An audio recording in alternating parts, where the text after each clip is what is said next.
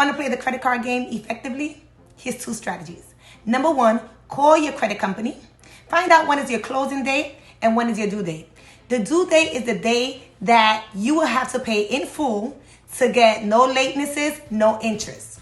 The closing date is when they are reporting to the credit bureau. Try to have all your credit cards on the same due date and closing date.